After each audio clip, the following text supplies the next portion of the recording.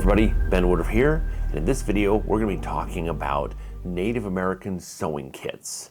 Which might not seem very exciting, but it's actually quite fascinating because of the similarity and difference. So anciently, people all over the world had to sew. And sewing was, we just think of sewing in terms of clothing, but it was for literally everything back in the day. The ability to take two objects that were able to, be like leather, for example. Leather's a prime example.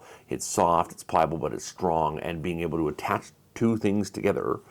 Okay, so you can make clothing, but also, for example, think about making a shelter, being able to sew, for example, a teepee. Being able to sew if you have an injury, being able to stitch and sew yourself back up. Making a lot of kayaks. There's a lot of skin kayaks that were made by many tribes. So the ability to sew was very important. But that's a bit of a misnomer because most tribes did not sew, they laced. And what is the difference? Well, sewing is when you take a sewing needle, think like a metal sewing needle. It's pointy on one end, it's got a hole on the other, and you have whatever thread you have go through there. And you just sew. The problem with that is if you take a sewing needle or a lacing needle made out of bone or antler or ivory, then what happens is when you're pushing through, when you get to that spot where the hole is, and you have to kind of torque a little bit to pull it through, it'll snap, it'll break almost every time.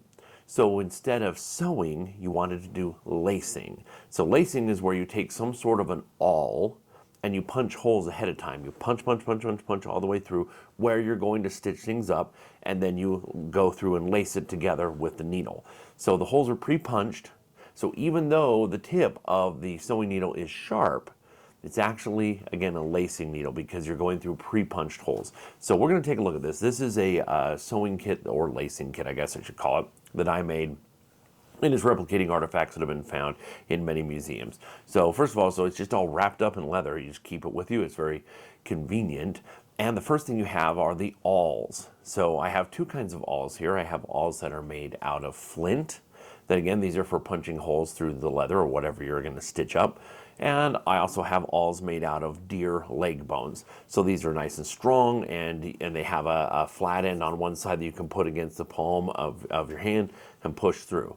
Now the needles themselves I have are made out of bone and also woolly mammoth ivory. Woolly mammoth ivory is actually fairly available and legal online. You can get little chunks of bark ivory, so made a lot of these out of that. Thought it'd be kind of cool to stitch things up with woolly mammoth ivory. So this is a skill that just about everybody had, to stitch up things in any way, shape, or form. These same kind of lacing needles were also valuable in some forms of basketry and in some forms of weaving where you need kind of a leader to go through and do all that. So this is a fascinating skill. And again, it wasn't just used by Native Americans. This is a world heritage skill that humans all over the world use this skill and would have kits similar to this. But it's interesting to see because it's a part of daily life that we do not normally think about. So the Native American sewing kit, or lacing kit if you want to call it that, is again part of the arsenal of how someone would tackle the world around them and shape the world around them. So I hope you enjoyed just seeing a little bit of how this works. If you haven't already, if you could hit subscribe to the channel, I very much appreciate it.